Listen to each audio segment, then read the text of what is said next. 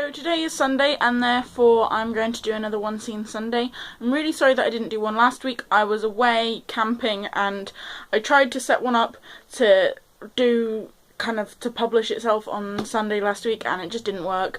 So I just said, alright, I'm going to pretend that week didn't happen and go back into it this week. I know I've already put a video up today, but I really wanted to continue with this having one every week, so you're gonna have 2 videos today. You're really lucky. So this week's video is An Abundance of Katherines by John Green. I think this is probably my favourite John Green book. I really, really like it, and I am disappointed that it's so underrated. Like, of his books, this is probably the one that people know about or read least. And I think that's such a shame, because this is probably my favourite John Green book. I think it's the only one of his books where I wasn't bawling at the end of it. And it's so nice. It got me out of a really horrible situation. It was really comforting. Whereas all of his other books cause you in a turmoil and make you want to read long and really depressing poetry, which is good in some cases, but I like this book the most, so I'm going to read the first scene from this book.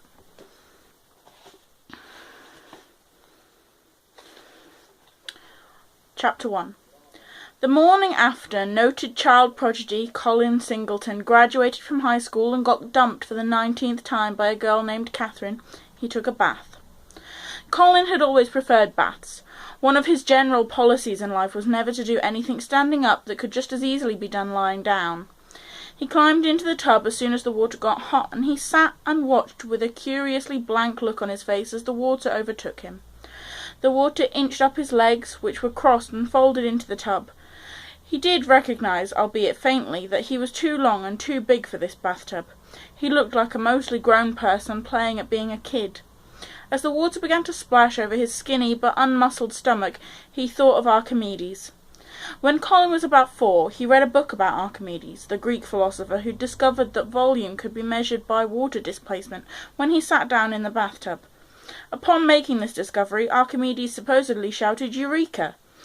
and then ran naked through the streets. The book said that many important discoveries contained a eureka moment, and even then Colin very much wanted to have some important discoveries, so he asked his mum about it when she got home that evening.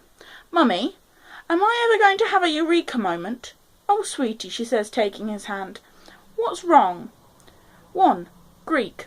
I have found it. "I want to have a eureka moment," he said, the way another kid might have expressed a longing for Teenage Mutant Ninja Turtles. She pressed the back of her hand to his cheek and smiled, her face so close to his that he could smell coffee and makeup. "Of course, Colin baby, of course you will." But mothers lie. It's in their job description. Colin took a deep breath and slid down, immersing his head. "I am crying," he thought, opening his eyes to stare through the soapy, stinging water. "I feel like crying, so I must be crying, but it's impossible to tell because I'm underwater." But he wasn't crying. Curiously, he felt too depressed to cry, too hurt. It felt as if she'd taken the part of him that cried. He opened the drain in the tub, stood up, towelled off, and got dressed. When he exited the bathroom, his parents were sitting together on his bed. It was never a good sign when both his parents were in his room at the same time. Over the years it had meant 1. Your grandmother, grandfather, Aunt Susie, whom you have never met, but trust me she was nice and it's a shame, is dead. 2. You're letting a girl named Catherine distract you from your studies. 3. Babies are made through an act that you will eventually find intriguing, but for right now will just sort of horrify you. And also sometimes people do stuff that involves baby-making parts that does not actually involve making babies, like for instance kiss each other in places that are not the face. It never meant 4. A girl named Catherine called while you were in the bathtub. She's sorry, she still loves you, and has made a terrible mistake, and is waiting for you downstairs.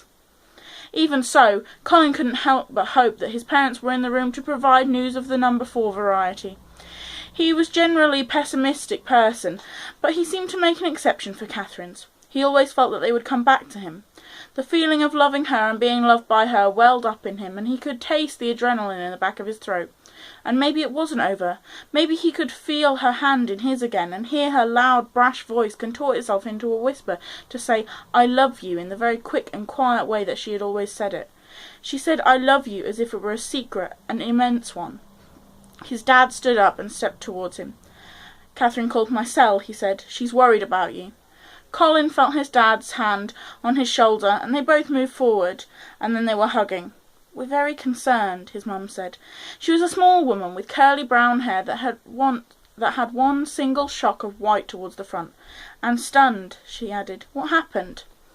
"I don't know," Colin said softly into his dad's shoulder. She'd had enough of me. She got tired. That's what she said." And then his mum got up, and there was a lot of hugging, arms everywhere, and his mum was crying. Colin extracted himself from the hugs and sat down on his bed. He felt a tremendous need to get them out of his room immediately. Like if they didn't leave, he would blow up. Literally, guts on the wall. His prodigious brain emptied out onto his bedspread. "Well, at some point we need to sit down and assess your options," his dad said. His dad was big on assessing. "Not to look for silver linings, but it seems like you'll now have some free time this summer. A summer class at Northwestern, maybe." "I really need to be alone. Just for today," Colin answered, trying to convey a sense of calm so that they would leave and he wouldn't blow up. "So can we assess tomorrow?" "Of course, sweetie," his mum said. "We'll be here all day. You just come down whenever you want. And we love you, and you're so special, Colin, and you can't possibly let this girl make you think otherwise, because you're the most magnificent, brilliant boy." And right then, the most special, magnificent, brilliant boy bolted into his bathroom and puked his guts out.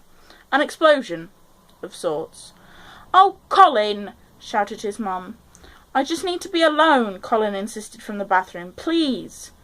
When he came out, they were gone. For the next 14 hours, without pausing to eat or drink or throw up again, Colin read and reread his yearbook, which he had received just 4 days before. Aside from the usual yearbook crap, it contained 72 signatures.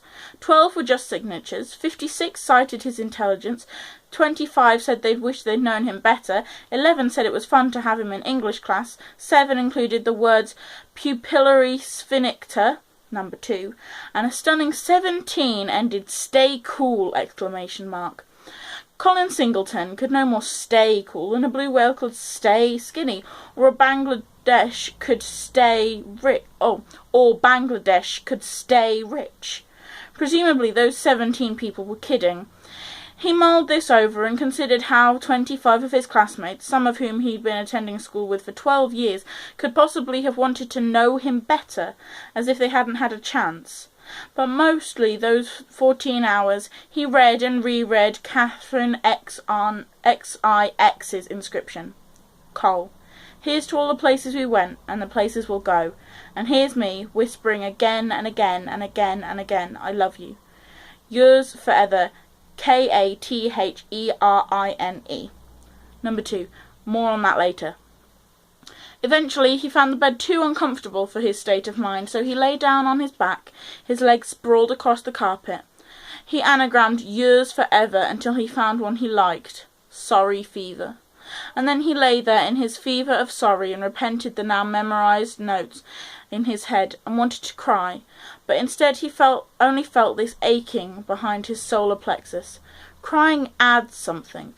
Crying is you plus sears, but the feeling Colin had was some horrible opposite of crying. It was you minus something. He kept thinking about one word, forever, and felt the burning ache just beneath his ribcage. It hurt like the worst ass-kicking he'd ever gotten, and he'd gotten plenty. So that's the first scene in An Abundance of Katherines. I really hope you liked it, and I really hope that it inspires you to want to read this book, and I will see you guys next time. Bye!